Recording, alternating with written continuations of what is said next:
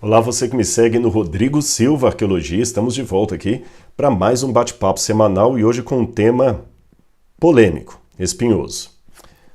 O meu problema com a senhora Ellen White. Eu sinceramente pensei muito em como deveria intitular esse vídeo e confesso que eu não sei se acertei. Eu não sou especialista em marketing, mas esse título, O Meu Problema com Ellen White, ele se inspira numa advertência, numa preocupação de um amigo evangélico, na verdade não amigo, cristão e irmão em Cristo Jesus. Ele é pastor de uma grande igreja evangélica e, nossa, me trata muito bem, eu também tenho um afeto muito grande por ele, de irmão mesmo. E certa vez ele, preocupado, falou: Rodrigo, olha, Ellen White ainda vai trazer muito problema para você. Você ainda vai ter muito problema por causa de Ellen White. Na época que ele fez esse comentário, estavam circulando na internet vários depoimentos de algumas pessoas que pegaram um vídeo meu de uns 20 ou 20 e poucos anos, de uma palestra que eu dei nos Estados Unidos, e nessa palestra eu menciono o fato de haver árvores do conhecimento do bem e do mal em mundos além do planeta Terra, em outros planetas. E, evidentemente, uma informação que não está na Bíblia em canto nenhum. E a acusação foi na jugular. Tá vendo? O Rodrigo é seita. Ele acredita em coisas que não estão na Bíblia baseadas naquela velha Ellen White, aquela mulher que ficava tendo visões, alucinada, aquela coisa toda. E foi muito ataque. E eu nunca respondi porque, de um tempo para cá, eu tenho procurado ter, assim, saúde emocional. E não dando uma de vítima, não é essa a minha função, mas todo mundo que quer fazer um trabalho, principalmente para Deus, é atacado. Seja para Deus ou para a sociedade. Mesmo fora da Bíblia, eu encontro Sócrates. Teve o grupo de Atenas ali, dos atenienses da aristocracia, que levantaram contra Sócrates. Depois, se eu for mais tarde também, o apóstolo Paulo teve um grande grupo que se levantou contra Paulo. Depois também você tem Policarpo, teve um grande grupo que levantou contra Policarpo, Lutero, ou seja, todo mundo que quer fazer algo vai aparecer a turminha do deixa disso. Então eu não seria melhor do que ninguém para não ter também os meus opositores. Eu procuro sempre erguer a cabeça e orar a Deus por eles e por mim também, e assim vai. Mas, por outro lado, eu fico pensando, será que compensa ficar no silêncio e não falar nada? Absolutamente nada, fica parecendo que realmente deram um checkmate e você ficou acuado.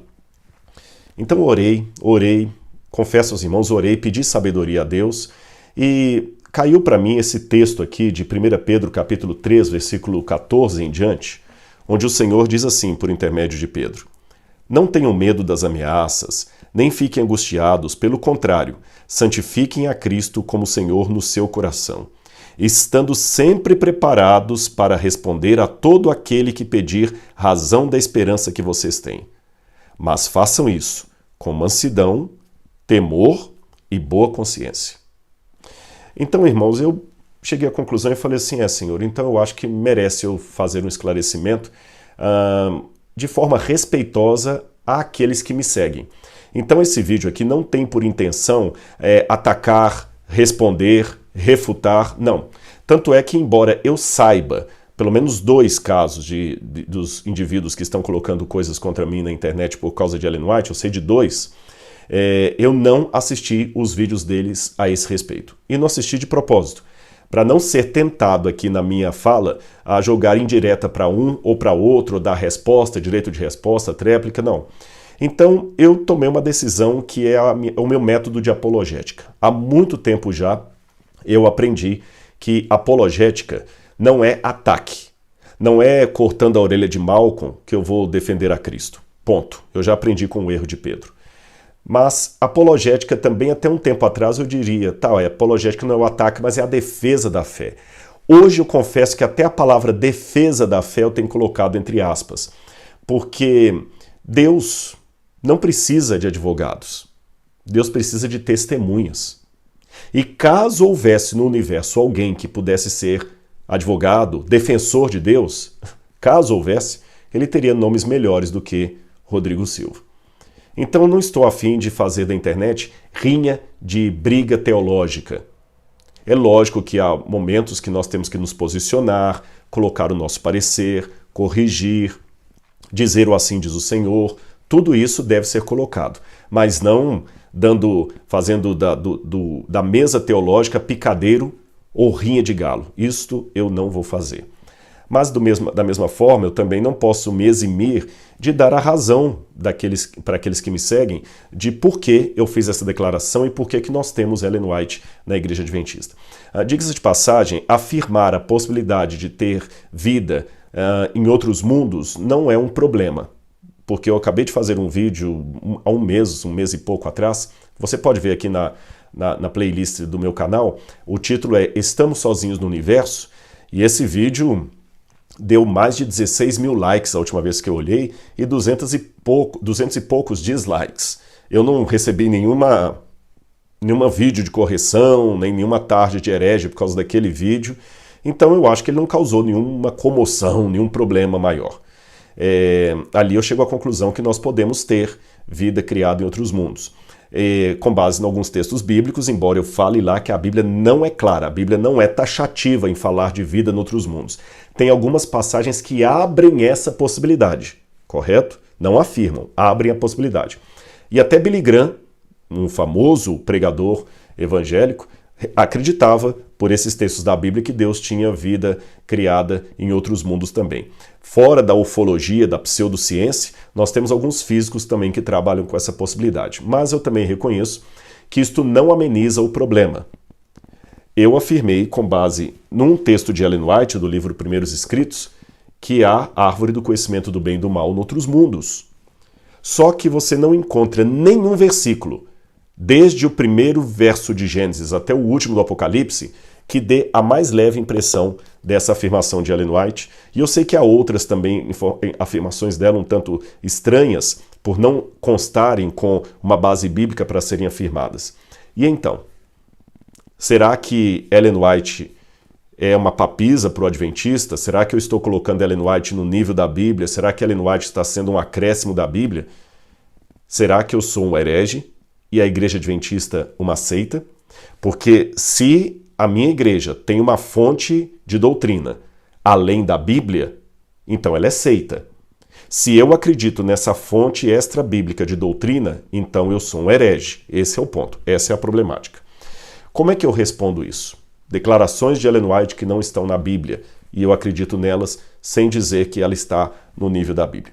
Em primeiro lugar, deixe-me apenas dizer para os irmãos que o fato de alguém dar uma informação que não está na Bíblia não o torna necessariamente antibíblico. Vamos refinar aqui o argumento mesmo na acusação. Isso aqui não é para atenuar o problema não, apenas para construir uma concatenação de ideias, está bem? Afirmar algo que não está na Bíblia não é sinônimo perfeito de ser antibíblico. Antibíblico é o seguinte, a Bíblia fala que, vamos supor que a Bíblia falasse que Abraão tinha um camelo marrom quando entrou em Canaã. Vamos supor que a Bíblia falasse isso. E eu vou e afirmo, Abraão era cavalo quando entrou em Canaã. Aí eu estou indo contra a Bíblia, porque a Bíblia falou que era camelo, eu estou falando que é cavalo. Apenas uma ilustração. A Bíblia não fala nada disso, é apenas uma ilustração. Se a Bíblia fala camelo, eu falo que é cavalo, aí eu estou indo contra a Bíblia. Agora, quando a Bíblia não fala nem uma coisa nem outra, e eu falo, Abraão chegou montado no seu animal em Canaã, eu não estou sendo necessariamente antibíblico. Eu posso estar fazendo uma declaração que não está na Bíblia, mas ela não está contradizendo nenhuma outra afirmação histórica que a Bíblia tenha feito. Tá bem? Isso é só para construir a concatenação de ideias, isso não é para responder ainda a problemática. Outra coisa que eu queria levar em consideração com os irmãos, lembrando que esse é o problema, Ellen White fazer afirmações de coisas que não estão na Bíblia e eu ter acreditado nela. Eu vou colocar uma situação para os irmãos aqui que não é uma forma de tangenciar o problema. Não é uma forma de tangenciar o problema. É apenas uma forma de construir a minha argumentação. Tá bem? Quando eu vou para Israel e tenho a oportunidade de testemunhar de Jesus, o Messias, para um judeu religioso, não é incomum eu receber dele uma resposta ou uma resistência ou um questionamento muito parecido com esses que eu recebo sobre Ellen White. Por quê? Porque eles acusam a nós cristãos de inventarmos coisas que não estão nas escrituras judaicas originais no hebraico. E eles dão argumentações. Por exemplo, Paulo fala que a lei foi dada por ministério dos anjos. Mas se você olhar no Antigo Testamento, não fala nada de anjo ali fornecendo a lei, não tem nada disso ali. Paulo não estava vivo na época. De onde Paulo tirou essa informação? Então o judeu fala, o Paulo de vocês está acrescentando coisas que não estão na Bíblia, ele está inventando coisas. Se eu olhar a rigor e com um olhar bem honesto apenas para o texto hebraico de Isaías, só o texto hebraico de Isaías, dificilmente eu enxergo ali uma profecia de uma virgem.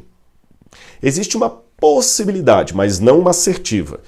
Quem conhece hebraico sabe o que eu estou falando, os problemas das palavras alma e betulá em hebraico, que foram traduzidas por paternós no grego. Não quero cansar vocês com essas coisas técnicas, mas o fato é que eu vejo Isaías capítulo 7 como uma profecia de um Messias nascendo de uma virgem por causa de Mateus. Porque sem Mateus seria muito difícil eu enxergar isso apenas com o texto hebraico de Isaías. Outro detalhe, Tiago afirma que Adão caiu em pecado porque quis, foi voluntário, mas Eva foi enganada pela serpente. E a Bíblia não fala que um caiu por uma causa, outro por outro, que a Eva foi enganada. Não tem isso no Antigo Testamento. Judas fala que Enoque, o sétimo depois de Adão, profetizou a volta de Jesus, vindo nas nuvens. Mas o Gênesis não fala nada dessa profecia de Enoque. De onde Judas tirou isso? Judas não estava lá. Um último exemplo. Eu creio na Trindade e na divindade de Jesus. Eu creio na Trindade. Mas eu devo confessar aos irmãos que se eu pegar apenas e tão somente de Malaquias para trás, é impossível enxergar de maneira sistemática e clara a Trindade ali no Antigo Testamento. Eu consigo ler a Trindade no Antigo Testamento a partir dos textos do Novo Testamento. E então eles falam que essas coisas que não estão claras ou tácitas no Antigo Testamento, mas só no Novo, foram invenções dos autores cristãos que deturparam as escrituras hebraicas. E alguns falam até que foi Paulo que inventou o cristianismo, que o Jesus de Paulo não é o mesmo Jesus que os apóstolos conheceram. Qual resposta você daria para o judeu se estivesse no meu lugar? E por favor, eu repito, eu não estou tangenciando, eu sei qual a problemática que eu estou respondendo de Ellen White, mas eu estou fazendo uma comparação que a mesma saia justa que eu fico para justificar Ellen White afirmando coisas que estão na Bíblia, eu tenho em relação ao judeu que faz a mesma coisa sobre Paulo, sobre Tiago, sobre Judas. Se você estivesse em Jerusalém conversando com um judeu e ele acusasse os autores do Novo Testamento de deturparem as escrituras hebraicas, colocando nos seus escritos coisas que a escritura hebraica nunca falou, que resposta você daria para o seu questionador judeu? Não adianta falar com ele, não, mas Paulo é inspirado, é palavra de Deus. Ele não vai aceitar. Ele não vai aceitar. Então, o caminho que eu tenho para argumentar a favor do Novo Testamento para esse judeu é o seguinte, e eu tenho feito isso. Antes de ficar preocupado com o que Paulo escreveu ou depois, ou o que Paulo escreveu ou deixou de escrever, se o que ele escreveu está no Antigo Testamento ou não está, a primeira pergunta que eu tenho que responder é a seguinte: Paulo era um profeta verdadeiro ou um profeta falso? Ponto. Eu estou colocando essas coisas aqui, irmãos, porque uma pergunta para ser bem feita e uma resposta para ser bem dada, com mansidão e temor, acima de tudo, não com ataque, tem que ter uma lógica. E na lógica você tem que saber o que você tem que colocar primeiro. Então a primeira pergunta que eu faço para o judeu é o seguinte: calma, vamos primeiro trabalhar se Paulo e os demais companheiros do Novo Testamento eram ou não inspirados como foram os do Antigo. Porque se eles forem falsos profetas, então já não tem mais nem o que discutir, é só rejeitá-los e ponto final. Agora, se eles forem verdadeiros profetas, eles têm autoridade para escrever isso sim. Eu, Rodrigo, não tenho, mas eles têm a partir do momento que o Senhor revela isso para eles. Eu, Rodrigo, não tenho como acrescentar que a lei foi dada por intermédio dos anjos, mas Paulo tem, porque o Senhor revelou. E ponto final. Tá certo? Bom, é assim que eu trabalho com Ellen White. O primeiro ponto que eu tenho que colocar aqui é: seria Ellen White uma profetisa verdadeira ou falsa? Esse é o primeiro ponto, irmãos. Só depois disso é que eu posso responder às afirmações estranhas dela, porque a de Paulo também para um judeu é uma afirmação estranhíssima. A de Judas também para um judeu é uma afirmação estranhíssima, que Enoque profetizou a volta de Jesus. Então como é que eu explico isso aqui? Para começo de conversa, deixe-me colocar bem claro aqui que Ellen White não é Bíblia, Ellen White não faz parte do cânon da Bíblia. Ellen White não é fonte de doutrina para os adventistas do sétimo dia. É lógico, eu não vou insultar a sua inteligência. Eu encontro, às vezes, adventistas que idolatram Ellen White. Eu encontro, sim. Tem grupinhos até fanáticos pela Ellen White. Mas, infelizmente, também na igreja tem aqueles que desprezam, menosprezam os testemunhos dela. Isso também eu acho igualmente perigoso. Mas a posição oficial da igreja adventista é essa que eu acabei de lhe apresentar aqui. Ellen White não é Bíblia, não é fonte de doutrina, não é complemento da Bíblia. Tá, Rodrigo, mas se ela não é Bíblia, mas ela está falando coisas que a Bíblia não diz e você acredita, por quê? Bom, aí eu respondo através daquela pergunta. Seria ela uma profetisa verdadeira? E alguns talvez estão falando assim, não, só essa pergunta aí já é o suficiente para fechar a questão, não precisa nem continuar ouvindo o vídeo. Se você afirmar que ela é profetisa verdadeira, você já assinou o atestado de seita. Não, espera um pouco, por quê? O fato de ter Ellen White na minha igreja com o dom de profecia torna os adventistas seita? Então eu tenho um problema. Sabe por quê, meu irmão? Você já ouviu falar de cessacionismo e continuismo? Se não, eu vou explicar para você. Isso nem é uma discussão adventista. Cessacionismo é aquele grupo de teólogos ou cristãos que acreditam que os dons do Espírito cessaram com a igreja cristã primitiva. Ou seja, depois da morte do apóstolo João, o último dos apóstolos, não haverá mais dom de línguas, dom de curas, dom de profecia. Tudo isso encerrou na igreja cristã primitiva. Qualquer fenômeno que houver depois disso será falso, será diabólico, porque Deus encerrou os dons do Espírito na igreja primitiva. Esses são os cessacionistas. Porém, no outro espectro, tem um grupo, aliás, até maior de cristãos que acreditam não no cessacionismo, mas no continuismo, ou seja, os dons do Espírito dados à Igreja Apostólica continuam sendo derramados na Igreja ao longo dos séculos. Portanto, esse grupo continuista acredita que sim, Deus pode ter profetas hoje em dia, pessoas com dom profético na Igreja. Isso não sou eu que estou falando, são os continuistas. E quem são os continuistas? A Assembleia de Deus, em todas as suas formas, as igrejas pentecostais e neopentecostais, as igrejas renovadas, até na Igreja Católica a ala carismática. Dentro das igrejas tradicionais, nós temos, por exemplo, a Igreja Evangélica de Confissão Luterana no Brasil assinou um documento favorável à continuidade dos dons. A Igreja Presbiteriana Independente do Brasil também assinou um documento favorável à continuidade dos dons. A Igreja Presbiteriana Conservadora do Brasil também assinou uma declaração nesse sentido. A Confissão Batista Brasileira também é conhecida por possuir uma grande ala carismática. Um grande percentual dos que são da Convenção Batista Brasileira acreditam na continuidade do Espírito, dos dons do Espírito. Acreditam que pode haver profetas de Deus legítimos hoje. Tanto é que não é difícil você chegar, às vezes, numa igreja, Assembleia de Deus, e falar assim, nossa, naquela noite lá, teve um culto de revelação lá, o Espírito Santo revelou para uma irmã isso, o Espírito Santo revelou para o missionário aquilo, para o pastor aquilo e tudo mais. Então acreditam no dom de profecia. Então o que eu quero argumentar aqui é o seguinte, se o fato de ter alguém numa igreja com o dom de profecia hoje é argumento para dizer que aquela igreja é seita, então não são apenas os adventistas que são seita, mas todos esses irmãos que eu acabei de citar aqui, os pentecostais, neopentecostais, todos.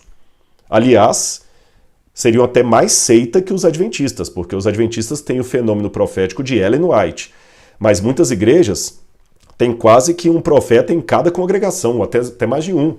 Alguns até falam do problema da profetada, não é um termo que eu uso pejorativo, mas alguns usam a profetada, é um tal de mão de profetada, é jovem que vai se casar e não casa porque a irmã teve um sonho e falou, olha, o Senhor me revelou, varão, que essa moça não é para você, então desiste de casar. Olha, o Senhor me revelou, varão, que você deve fazer isso, e o Senhor está revelando e as pessoas acreditam e vão, e nem por isso são taxadas como seitas pelos movimentos apologéticos. Aliás, me chama a atenção, eu falei que eu não assisti o vídeo, mas eu sei quem postou os vídeos. E pelo menos 2 que postaram o vídeo são de linha pentecostal. Ou seja, eles frequentam uma igreja que tem a crença nos dons do Espírito, e dom de revelação, e dom de profecia, que está ali. Bom, eu não estou aqui pejorando os irmãos, vocês estão percebendo, eu só estou colocando que se o fato de ter Ellen White aqui no Adventismo é motivo de tornar-me seita, então todas as igrejas que seguem uma linha continuista também são seita. Ponto final. Agora, se eu trabalho com uma teologia continuista, eu tenho que abrir pelo menos a possibilidade de haver profetas no meio do povo de Deus. Então a pergunta-chave é a seguinte: Ellen White era uma profetisa verdadeira ou falsa? Porque Jesus falou em Mateus capítulo 24, versículo 4, e também em 1 João capítulo 4, verso 1, que no fim dos tempos haveriam de vir falsos profetas. Ora, se o dom de profecia tivesse terminado na igreja cristã primitiva, Jesus não alertaria contra os falsos profetas, ele alertaria contra os profetas. Acautelem-se, porque virão profetas, quando Deus já não falará mais por meio de profecia. Seria assim que Jesus falaria. Mas quando ele fala, acautelem-se porque virão falsos profetas, ora, ninguém falsifica uma nota de $8, não existe. Você falsifica uma nota de $10, porque essa existe. Então, se há o falso profeta, há o profeta verdadeiro. E esses argumentos que eu estou dando aqui não são argumentos adventistas, não. São argumentos de todos que seguem uma teologia continuista. Eu só não vou falar aqui do dom de curas e do dom de línguas por questão de temática. Eu vou pedir só licença aos irmãos para ficar só com o dom de profecia, que é um dos dons do Espírito. Numa outra oportunidade eu posso falar do dom de cura, dom de línguas, tá bem? Hoje eu quero falar só do dom de profecia. Olha o que os irmãos continuistas argumentam, e eu concordo com eles. Eu notei alguns textos aqui no meu computador para ficar mais fácil ganhar tempo. Efésios 4, 11 a 13 fala assim sobre a igreja de Deus. E ele mesmo deu uns para apóstolos, outros para profetas. Olha, outros para evangelistas, outros para pastores e doutores, querendo o aperfeiçoamento dos santos para a obra do ministério, para a edificação do corpo de Cristo, até que todos cheguemos à unidade de fé, ao conhecimento do Filho de Deus, ao homem perfeito, à medida da estatura completa de Cristo. O argumento de muitos comentaristas é: nós ainda não chegamos à estatura completa de Cristo, nem ao homem perfeito, nem ao conhecimento pleno do Filho de Deus, nem à unidade da fé. Então, a lista do profetas, apóstolos, doutores e evangelistas continua vigente. Outro texto, 1 Coríntios 14, 1 e 39, Paulo fala: procurem com zelo, isto é, com paixão e ao mesmo tempo ordem e organização, o dom de profecia. No Apocalipse, o dom de profecia é prometido à igreja dos últimos dias. Você pode ler Apocalipse capítulo 12, 17 ou 19, verso 10. Em 1 Tessalonicenses 5, 19 a 21, diz: não apaguem o espírito, não tratem com desprezo as profecias, mas ponham à prova todas as coisas e fiquem com o que é bom. Ponham à prova. Um dia eu estava pregando numa igreja batista em Belo Horizonte. E ao final do culto, chegou uma senhora para mim, assembleiana, do coque, e falou assim: meu filho, ela pegou na minha mão, naquele tempo que podia pegar na mão dos irmãos na igreja, né, que não precisava de máscara, falou assim: meu irmão, você não me conhece, mas eu sou da Assembleia de Deus, acho que era o Ministério Belém, e eu sei que você vai ter dificuldade de aceitar que você é um homem racional, mas o Senhor me mandou aqui. Eu vim de longe. Ela tinha gastado mais de 2 horas para chegar ali. Ela falou: não sou batista, eu sou assembleiana, mas o Senhor me incomodou e me mandou vir aqui te trazer uma mensagem do Senhor. Fica firme que o que o seu coração deseja, você em breve vai alcançar. Não desanime, não desista. Irmãos, eu agradeci àquela irmã, pedi com sinceridade e nenhuma hipocrisia que ela orasse por mim e recebi aquela palavra. Eu sei que alguém pode comentar aí: mas ela falou uma coisa genérica demais, isso aí serve para qualquer coisa. Não importa, eu não desprezo, tá certo? Como eu não tinha ali crivo para nada, ela não estava falando crivo para saber mais da vida dela, ela não estava falando nada contra a Bíblia ou que me atacasse, eu recebi e pedi àquela irmã: ore por mim. E eu acredito que parte da minha vida espiritual é sustentada por orações de muitos irmãos não adventistas. Aliás, um parênteses aqui. Muita gente que gravita a vida dele em atacar os adventistas, só falar dos adventistas. Tudo que a gente fala, eles querem pôr defeito, quer achar uma coisa errada e nos acusam de seita. Interessante, porque, irmãos, eu vou falar sem nenhuma ironia, eu estou abrindo o coração. Eu sou membro de uma seita que eu peço aos irmãos batistas, presbiterianos, que orem por mim, assembleianos. E quando eles falam, estamos em oração por você, eu fico tão feliz. Eu tenho amigos que são pastores de outras igrejas, falam, meu irmão, eu oro para Deus dar o Espírito Santo para você, eu oro por sua vida. Amado, eu clamei por você essa madrugada. Eu me sinto tão bem, eu aceito, eu recebo aquela bênção, aquela oração dos irmãos. Agora eu pergunto gentilmente a esses que atacam tantos adventistas, eles também aceitariam que eu reunisse a minha igreja para fazer uma oração por eles, pela vida deles, o ministério deles, a saúde deles?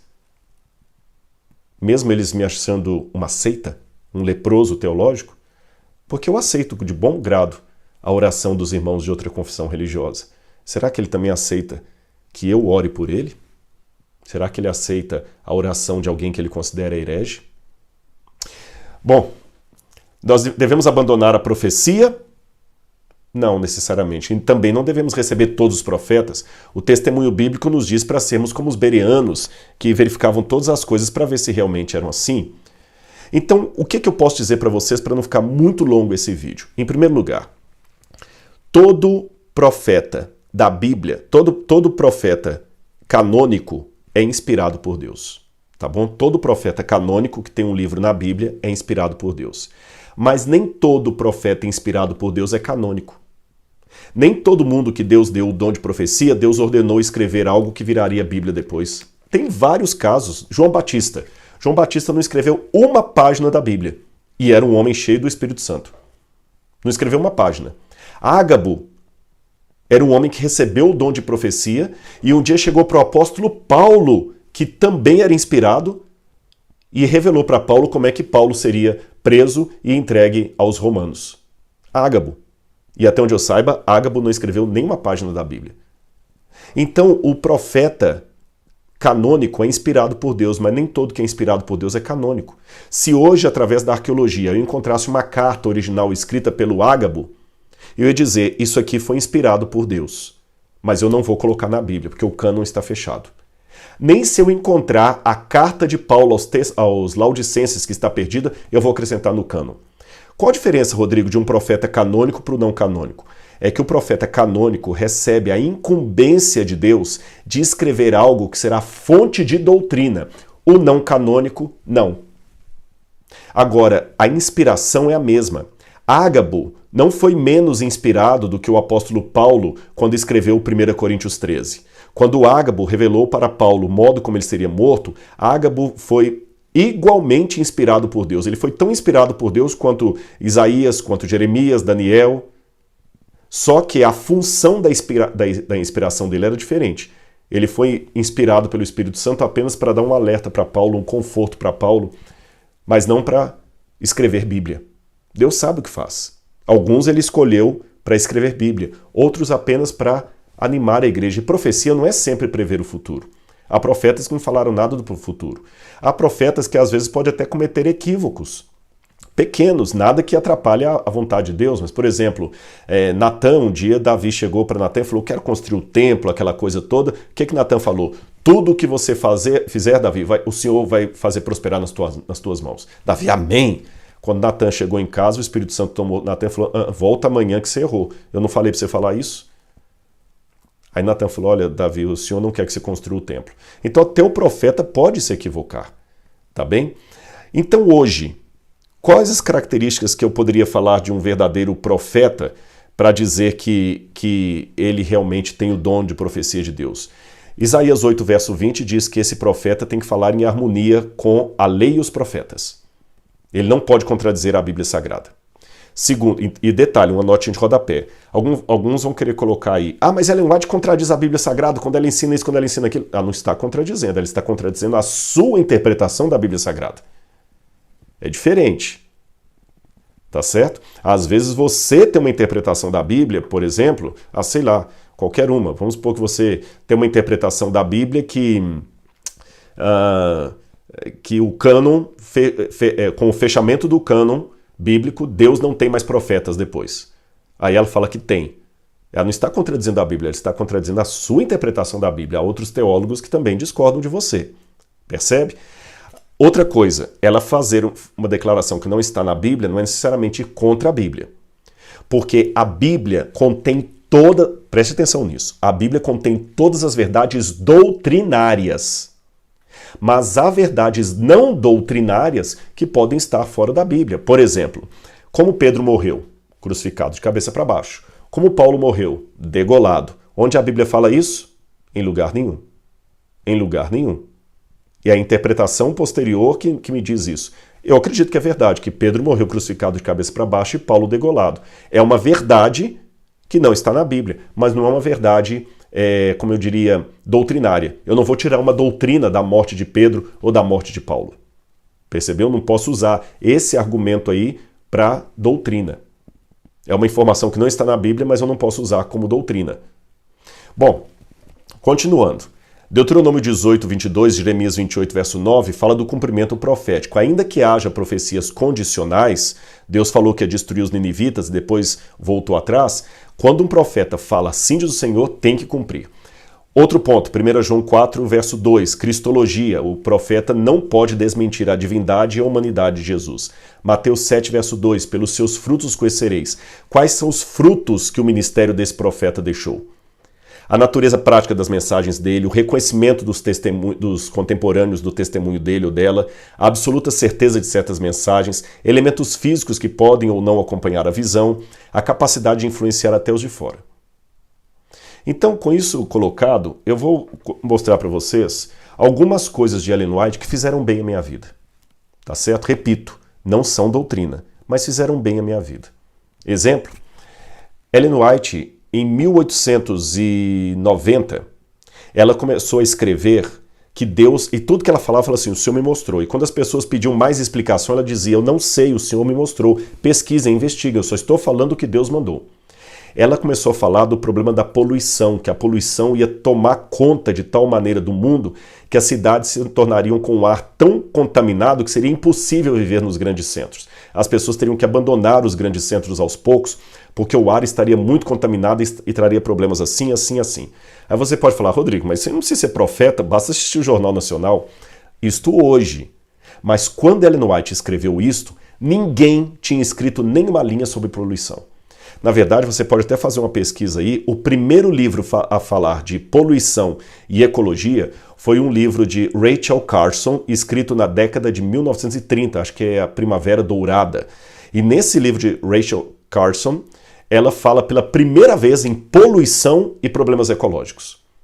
Ninguém tinha dito nada sobre isso antes. Tanto é que Rachel Carson é considerada pioneira para alertar o mundo sobre poluição. Só que, curiosamente, eu entro nos livros de Ellen White, quase 60 anos antes, e Ellen White já falava muitas coisas que eu vejo depois nos livros de Rachel Carson. Outro exemplo, nós temos um professor, Clive McKay, que era professor de nutrição da Universidade de Cornell, e ele estudou Ellen White, não adventista, e ele ficou tão admirado com o que Ellen White escreveu no século XIX sobre nutrição, que ele tinha coragem de colocar os textos de Ellen White em notas de rodapé de livros e artigos, e ele até deu essa declaração. Os escritos de Ellen G. White têm sido citados porque eles provêm um guia de nutrição que compreende o corpo todo. Ele não era adventista. Outro exemplo que eu vou dar para vocês, tem muitos, eu só estou dando uns dois só. O professor Norman Kaplan, que era professor de medicina interna e chefe do departamento de hipertensão da Escola de Medicina da Universidade do Texas, em Dallas, essa universidade fica, ele ficou tão fascinado com os escritos de Ellen White sobre saúde, que um dia numa conferência para mais de 1000 especialistas da área de hipertensão e outros casos ali, ele descobriu que havia um grupo de médicos da Universidade de Loma Linda, que eram adventistas. Aí ele falou de público assim para eles. Olha, vocês adventistas que aqui estão, é possível que vocês tenham adotado a reforma de saúde que vocês têm, a reforma alimentar de vocês, por motivação religiosa. Mas a partir de hoje eu digo, vocês têm, além da motivação religiosa, uma motivação científica, porque o que vocês acreditavam antes por razão teológica faz todo sentido à luz da ciência. Aliás, é tão forte isso que hoje nós temos dois estudos, um feito na Califórnia e outro feito no Brasil, uma comparação entre a média de vida dos adventistas do sétimo dia e dos não adventistas. E os estudos revelaram que os adventistas têm até 10 anos a mais de média em vida do que os não adventistas e um número muito mais reduzido de câncer de colo de útero, de vários problemas normais que as pessoas têm em redor. O estudo do Brasil recebeu o nome de Adventus e foi feito inclusive envolvendo a equipe da USP. Você pode procurar no Google aí, estudo Adventus sobre saúde. Eu não estou falando isso aqui com nenhuma soberba, não é que os adventistas são melhores, não. É um estudo científico. O dos Estados Unidos foi conduzido, inclusive, por pessoas não adventistas. O do Brasil tinha adventista e não adventista.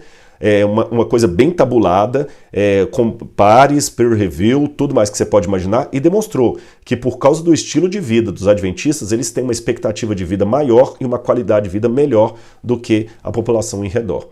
E para você ver que não é com arrogância que eu estou dizendo isso, eu até faço uma meia-culpa, que muitas vezes nós adventistas negligenciamos a mensagem que nós pregamos. Tem muito adventista falando aí de sábado e tudo mais, mas vive todo dia em McDonald's com Coca-Cola e batata frita. Aí não dá, né, meu irmão? Aí você não está ajudando, você não está ajudando. É uma pena, é uma pena. Se nós adventistas fôssemos mais fiéis à mensagem que nós temos de saúde, talvez ao invés de 10 nós temos 20 anos e estaremos com muito mais disposição física do que temos atualmente. É uma pena. Mas, de qualquer maneira, a quem que eu devo isso? Ellen White. Ela que mostrou, e eu vou dar um exemplo, ela falava coisas na época que eram absurdas. Por exemplo, ela declarou que o câncer era produzido, alguns tipos de cânceres eram produzidos por germes cancerosos, ela fala de germes cancerosos, e ela fala também de vírus. Um absurdo, na época, falar que câncer tinha a ver com vírus e germe. Ridículo, ridículo, não tem nada a ver. Só que, curiosamente, nos anos 1960, a revista New Weeks publicou um artigo, não nos anos 60, nos anos 1990. Ela publicou um artigo sobre como os vírus estão ativando fatores em câncer. E o Dr. Wendell Stanley, da Universidade da Califórnia, virologista e ganhador do Prêmio Nobel, ele falou que hoje há muitos cânceres que são produzidos por vírus. E ele, entre parênteses, fala o seguinte: alguns vírus são germes minúsculos. Engraçado, germes minúsculos, o mesmo nome que Ellen White usava. Aliás, hoje, até você tem um outro artigo que eu estou com ele na mão aqui, sobre as causas de doenças, e hoje micróbios estão por detrás do câncer. 1 em cada 6 tumores é provocados por vírus, bactérias e companhia. Como, por exemplo, o H. pylori. E Ellen White falava disso em 1906. E tem outras coisas que ela falava, influência pré-natal, nem existia na época de Ellen White essa ideia de pré-natal. Hoje tem muitos especialistas que falam do psiquismo pré-natal, da psicologia intrauterina, que a mãe tem que conversar com o bebê. Você sabia que hoje tem estudos, mas muito recentes, que o feto na barriga da mãe, ele consegue ter sentimento, ele dorme, ele acorda, ele sonha, ele ri. Até sabor ele tem. Não me pergunte como, porque ele não alimenta pela boca. Tem sensações. É muito importante hoje, pergunte aos especialistas, que a mãe converse com o bebê ainda na barriga. Só que isso é uma descoberta recente. Freud não tinha nem nascido, nem se falava em inconsciente, quando Ellen White falava no Ciência do Bom Viver, isso em 1800 e bolinha, que as mães deveriam ensinar para os filhos ainda dentro da barriga, que o carinho da mãe, o apetite da mãe, as paixões, o desperdício de energia passa para a criança, e muitos dos problemas de personalidade e caráter começaram no útero. Então que a mãe deveria realmente orar com a criança, conversar com a criança. Tem um livro dela chamado Mente, Caráter e Personalidade, que ela fala da mente humana de uma forma que só vou encontrar depois em Freud, Kinsey e outros tipos de autores, muitos deles infelizmente ateus, né? A luz solar matando bactérias. Quando uma época que o pessoal ensinava que todo mundo tinha que estar fechado quando tinha tuberculose, Ellen White falava: o senhor me mostrou que não, que tem que abrir as janelas e deixar o sol entrar para matar as bactérias. Todo mundo riu dela. Nossa, gente, estão mais de 200 casos de Ellen White que ela falou de coisas que Deus afirmou e que a medicina foi confirmar 60 anos depois. Na arqueologia eu já encontrei coisas que em 98, quando a gente estava escavando em Israel, um achado arqueológico lá, que mudou a maneira de entender a conquista de Davi em Jerusalém, e quando eu cheguei em casa fui abrir o livro Patriarcas e Profetas, igualzinho Ellen White descreve, tanto que Albright, que é o pai da arqueologia moderna, da siriologia pelo menos, Albright que não era adventista, que nem era um homem muito religioso, ele era um humanista, ele reconheceu Ellen White como um dos 5 possíveis profetas de Deus nos últimos 250 anos. E, poxa, tinha muito mais coisa que eu podia fazer em educação, o tanto de coisa que ela escreveu sobre educação, que até viraram teses. Então, meus amigos, Ellen White me trouxe muita coisa boa, de saúde, de educação, conselhos maravilhosos. Eu tenho uma saúde muito boa hoje, graças aos conselhos de Ellen White. Então, para que fique bem claro, como é que ela sabia esses conselhos de medicina muito antes? Como é que ela sabia esses conselhos de educação muito antes de Piaget, muito antes desse pessoal todo? Ela dava uma resposta. O Senhor me mostrou. Ora, se Deus mostrou para Ellen White coisas tão fortes que a ciência foi descobrir 60 anos depois, por que Ele não pode mostrar para ela como é a vida em outros planetas? Entenderam? Pelos seus frutos os conhecereis. Esse livro contém a salvação. Este não. Este contém fonte de doutrina. Este não. Este foi inspirado. Esse também. Mas esse foi inspirado para ser cânon e doutrina. Este foi inspirado apenas para dar conselhos e admoestações. É só isso. E Ellen White não é ponto de salvação para ninguém. Você não é obrigado a acreditar nela. Fica tranquilo. Aliás, ela falou várias vezes, inclusive no Grande Conflito, que a Bíblia é o único livro que nós devemos ter como fonte de doutrina. A Bíblia, e a Bíblia somente. Ela repetiu isso várias e várias e várias vezes. Ela chegou a dizer, se a Bíblia for corretamente seguida, meus escritos são até desnecessários. E uma última coisa. Com a graça de Deus, hoje eu sou bem-vindo em muitas igrejas. Já preguei em igreja presbiteriana, batista, Assembleia de Deus, de vários ministérios. E nunca tive uma porta fechada depois que eu saí, ou uma reclamação, decepção, ele veio aqui e arrebanhou todo mundo. Não, não. E sabe onde eu aprendi essa teologia de ver com bondade os irmãos de outras igrejas? Em Ellen White. Eu sei que alguém vai falar, não, mas ela chamou as outras igrejas de igrejas caídas. Irmão, pega a linguagem que os calvinistas usavam em relação aos arminianos no início do século XX para você ver. Pega a linguagem que os batistas reformados chamavam os pentecostais do Azusa Street. Aquilo é coisa de demônio. Não tinha essa parcimônia entre os irmãos.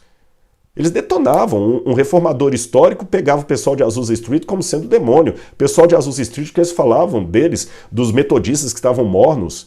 Então, Ellen White, ela recuou o pensamento da época, mas no final da sua vida, ela mandou até fazer algumas revisões no Grande Conflito, embora ela falou que não deveria mudar a mensagem de Deus, não precisava apresentar isso atacando. Ela tirou do livro palavras como romanistas, como papistas, e falou, não precisamos atacar.